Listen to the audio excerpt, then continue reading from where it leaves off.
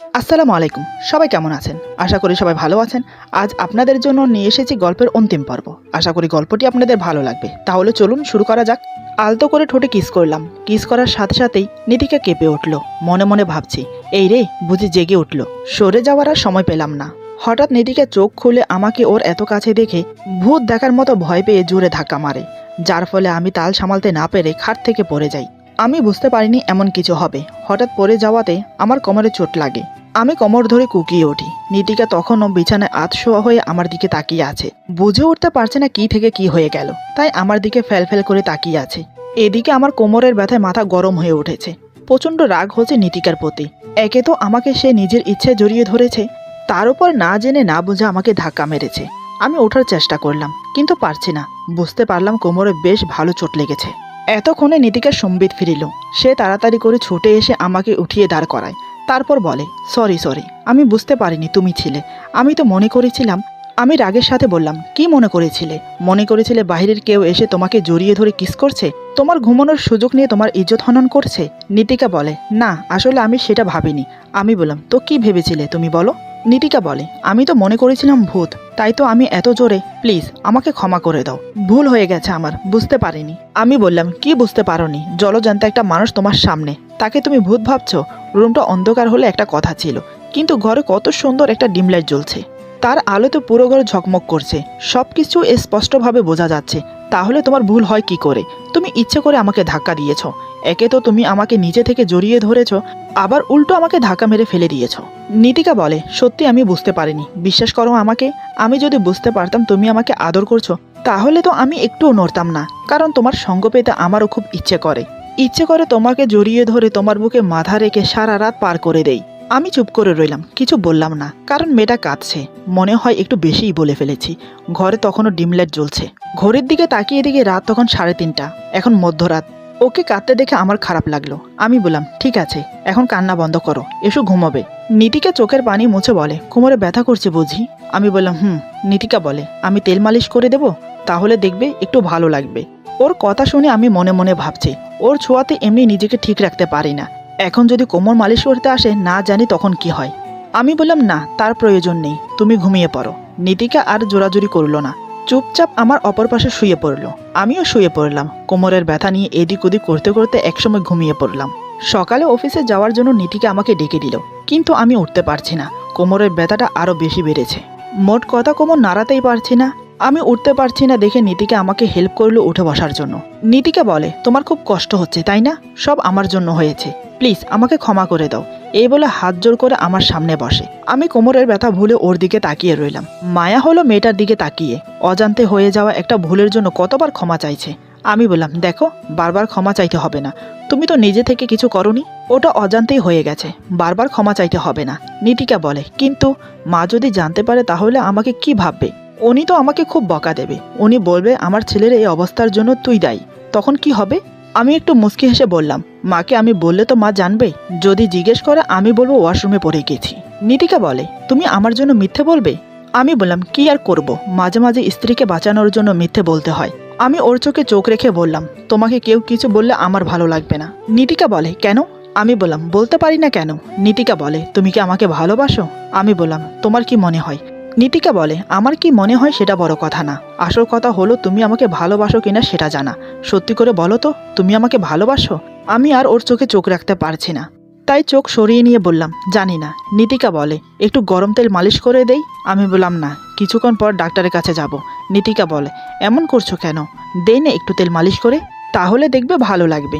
আমি আর কিছু বললাম না, চুপ করে রইলাম। নিতিকা চুপচাপ চলে গেল। কিছুক্ষণ পর গরম তেল নিয়ে আসে। আমাকে বলে, উবর হয়ে শুয়ে পড়ো। আমি কিছু না বলে শুয়ে পড়লাম। নিতিকা তার নরম হাত দিয়ে মালিশ করতে শুরু করলো। প্রথমটাই ওর ছোঁয়া পেয়ে আমি শিউরে উঠি। পুরো শরীরে পশম খাড়া হয়ে গেল। আলাদা একটা শিহরণ খেলে যাচ্ছে দেহের ভিতরে। কিছুক্ষণ অতিবাহিত হওয়ার পর আমি না করে দিলাম, কারণ ততক্ষণে আমার অবস্থা টাইট হয়ে গেছে। সেটা আমি ওকে বুঝতে দিলাম না, শুধু এতটুকু বললাম, হয়েছে, আর করতে হবে না, এখন একটু ঠিক লাগছে। এই বলে কোনো রকম উঠে ফ্রেশ হতে চলে গেলাম। আজ আর অফিসে যাওয়া হলো না, কারণ এই কোমর নিয়ে আমি বসে কাজ করতে পারবো না, তাই বাসায় ছিলাম। বিকেলের দিকে বসে আছি বারান্দায়, বাহিরের দিকে তাকিয়ে আবহাওয়া দেখছি। ধীরে ধীরে সূর্য পটে নামছে। বেশ মনোরম দৃশ্য। এত কিছুর মাঝেও বারবার নিতিকার কথা মনে পড়ছে। এই কয়দিনে মেয়েটা মনে জায়গা করে নিয়েছে। ওর প্রতি দুর্বলতা অনুভব করেছি, বিশেষ করে রাতে। জানি না কিভাবে মেয়েটা আমার বুকে এসে পড়ে, যার কারণে ওর প্রতি ব্যাকুলতা আমার আরও বেড়ে যায়। তবে হ্যাঁ, আমার জন্য ও নিজেকে অনেকটা পরিবর্তন করেছে। মাঝে মাঝে ওকে দেখলে বিশ্বাস হয় না কিভাবে সে নিজেকে পরিবর্তন করলো। সত্যি, ভালোবাসা মানুষকে কত কিছু না শেখায়। ভালোবাসা মানুষকে পরিবর্তন করতেও শেখায়। যেমন নীতিকা, সে আমার জন্য আমার বলা প্রতিটা কথা অক্ষর অক্ষরে পালন করেছে। হঠাৎ চিন্তা ভঙ্গ হলো নীতিকার কথায়। নীতিকা বলে, তুমি এখানে বসে আছো, কফি খাবে? আমি বললাম, নিয়ে আসো, মন্দ হয় না। আমার কথা শুনে নীতিকা চলে গেল। কিছুক্ষণ পর 2 কাপ কফি এনে আমার সামনে বসে। একটা কফি আমাকে বাড়িয়ে দিল। আমি হাতে নিয়ে এক চুমুক দিলাম। নীতিকা বলে, কেমন হয়েছে? আমি বললাম, বেশ ভালো হয়েছে। তুমি বানিয়েছো? নীতিকা বলে, তাহলে আর কে বানাবে শুনি? আমি বললাম, এই কদিন তো আমাদের বাড়িতে ছিলে, তা সবার সাথে মিশে কথা বলে কেমন বুঝলে? নীতিকা বলে, তার বলতে গেলে তোমার ফ্যামিলির সবাই ভালো, আমাকে সবাই খুব ভালোবাসে। আমি বললাম, আর আমি? নীতিকা কিছুক্ষণ আমার চোখের দিকে তাকিয়ে আবার চোখ সরিয়ে নিয়ে বলে, ভালো, আর ভালো বলেই তো তোমাকে ভালোবাসি। পৃথিবীর সব ছেলেকে ছেড়ে তোমাকে বিয়ে করেছি, তোমাকে হারাতে চাইনি যে তাই। আমি বললাম, কিন্তু আমি যে তোমাকে অবহেলা করি, তোমাকে স্ত্রীর অধিকার থেকে বঞ্চিত রেখেছি, তাতে তোমার কষ্ট হয় না? নীতিকা বলে, কষ্ট হয়, বাট তার মাঝেই তো ভালোবাসা লুকিয়ে থাকে। একটা কথা আছে জানো, কষ্ট করলে নাকি মিষ্টি পাওয়া যায়। তাই মিষ্টিটা পাওয়ার জন্য একটু কষ্ট না হয় করলাম, তাতে ক্ষতি কি? আমি বললাম, বাবা তুমি তো বেশ কথা সাজিয়ে বলতে পারো। নীতিকা বলে, তুমি যতটা ভাবছো ততটাও না, এই সামান্য একটু একটু। এভাবে দুজন বসে বসে বেশ অনেকক্ষণ কথা বললাম। রাতে সবাই একসাথে খাওয়া দাওয়া করে ঘুমোতে চলে এলাম। বাহিরে খুব বৃষ্টি হচ্ছে। নীতিকা জানালাগুলো ভালো করে বন্ধ করে দিল, তারপর লাইট অফ করে ডিম লাইট জ্বালিয়ে শুয়ে পড়ল। বেশ রাত হয়েছে, কিন্তু আমার চোখে ঘুম নেই। কেন জানি না, ঘুম আসতে চাইছে না। এতক্ষণে নীতিকা যত সম্ভব ঘুমিয়ে পড়েছে। মনে মনে ভাবছি, একটু ফিরে দেখি ও ঘুমোচ্ছে কিনা। এই মনে করে যেই না ওর দিকে ফিরলাম, অমনি ধরা পড়ে গেলাম। দেখি মেয়েটা আমার দিকে ফেল করে তাকিয়ে আছে। তার মানে ও ঘুম আসেনি। আমি আমতা আমতা করে বললাম, ইয়ে মানে তুমি এখনো ঘুমাওনি? নীতিকা বলে, ঘুম আসছে না, তুমি ঘুমাওনি? আমি বললাম, আমারও তো একই কাণ্ড, ঘুম আসছে না। নীতিকা বলে, এখন কি করা যায়? আমি বললাম, কি আর করবে, এভাবে একে অপরের দিকে তাকিয়ে থাকি, দেখবে ঘুম চলে আসবে। নীতিকা বলে, তুমি কি পাগল হলে? এভাবে কি একে অপরের দিকে তাকিয়ে থাকা যায়? আমি বললাম, তো কি করবে শুনি? ছাদেও যাওয়া যাবে না, বাইরে কি পরিমাণ বৃষ্টি হচ্ছে দেখছো? নীতিকা বলে, তাহলে কি করবে? আমি বললাম, আমি জানি না কি করবে, যতই মুখে এসব বলি না কেন, কিন্তু আমার তখন খুব ইচ্ছে করছিল ওকে আদর করি, ওকে আমার বুকে টেনে নিই। কিন্তু মনের সংকোচ আর মুখে লাজ দুটোই কাজ করছে। না পারছি কিছু বলতে, না পারছি কিছু করতে। শুধু তাকিয়ে রইলাম ওর চোখের দিকে। নীতিকাও তাকিয়ে আছে আমার দিকে। আজ মনে হয় আল্লাহর সহায় ছিল মনের আশা পূরণ করার জন্য। হঠাৎ দেখি নীতিকার মাথায় একটা তেলাপোকা উড়ে এসে বসে। সে বুঝতে পারেনি।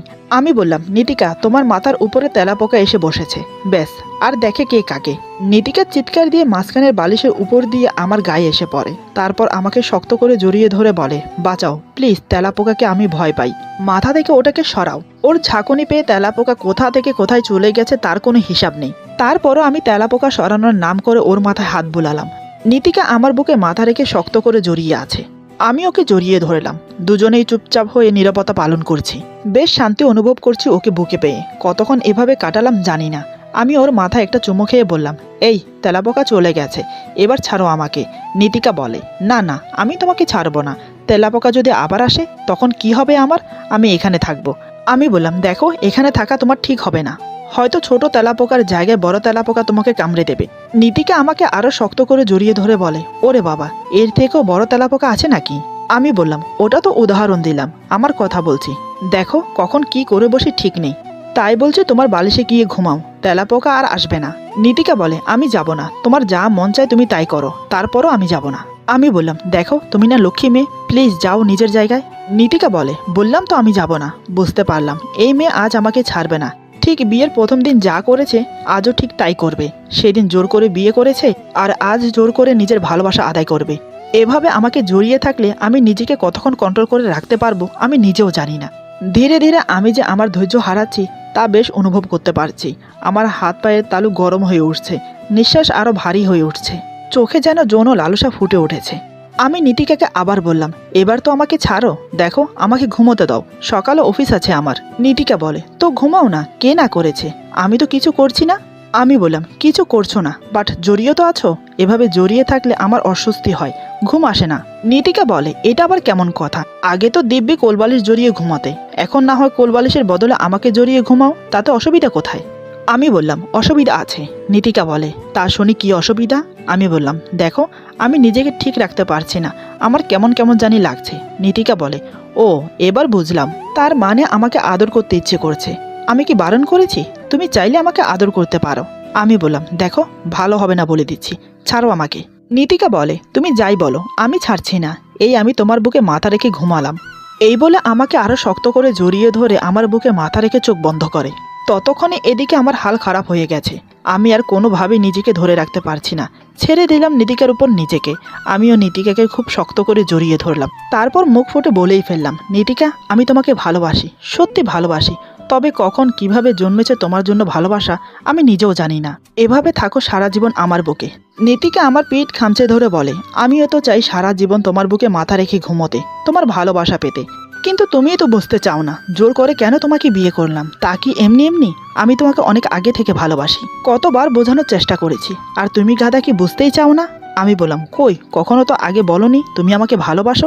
নীতিকা বলে আগে বলিনি কারণ ভয় হতো, যদি তুমি বন্ধুত্ব নষ্ট করে দাও তাহলে তোমাকে আমি কোথায় পেতাম। আমি বললাম ভালোবাসো সেটা বলতে পারোনি, কিন্তু ডাইরেক্টলি বিয়ের কথা বলতে পেরেছো, জোর করে বিয়ে করে নিয়েছো, তখন ভয় করেনি? নীতিকা বলে ভয় তো করেছিল, কিন্তু সবচাইতে বেশি ভয় লেগেছিল তোমাকে হারানোর। বাবা আমার বিয়ে ঠিক করেছিল, তাই তো এত সাহস পেলাম তোমাকে বলতে। আমি বললাম যদি আমি বিয়ে না করতাম তখন তখন তুমি কি করতে? নীতিকা বলে তখন আর কি, ততক্ষণে মরে আধপোচা লাশ হয়ে যেতাম। আমি নীতিকার গালে আলতো করে একটা থাপ্পড় মেরে বললাম তাহলে আমার কি হতো? আমাকে আজ এভাবে কে ভালোবাসতো? আর কখনো মরার কথা বলবে না। নীতিকা বলে ঠিক আছে আর বলবো না, তার জন্য মারতে হয়? আমার লাগে না বুঝি? আমি ওর গালে একটা চুমু খেয়ে বললাম এই তো আদর করে দিয়েছে আমার বউটাকে। নীতিকা বলে হয়েছে, আর আদর করতে হবে না, তুমি তো আমাকে ভালোই বাসো না, তাই তো বিয়ের পরেও আমাকে কষ্ট দিয়েছ।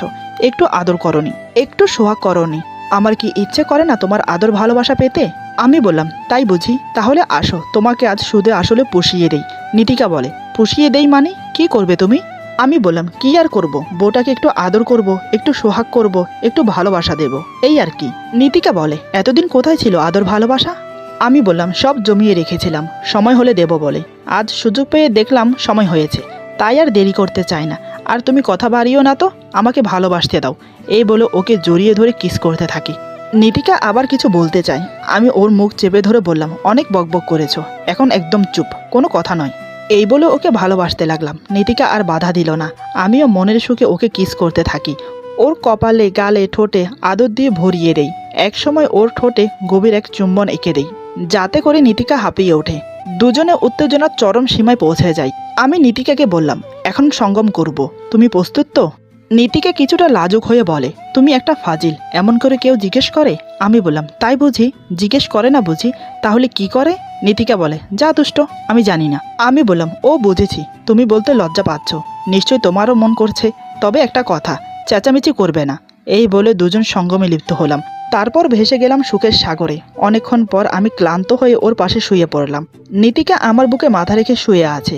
আর বাকি রাতটুকু দুজন একে অপরকে আদর করে ভালোবেসে কাটিয়ে দিলাম।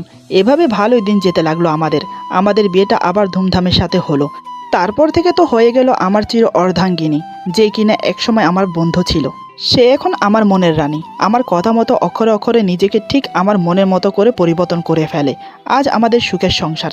ভালোবাসা হঠাৎ হয়ে যায়, ভালোবাসতে কোনো কারণ লাগে না, কখন কার উপর মন মজে যায় বোঝা বড় দায়। এই হচ্ছে প্রকৃতি ভালোবাসা।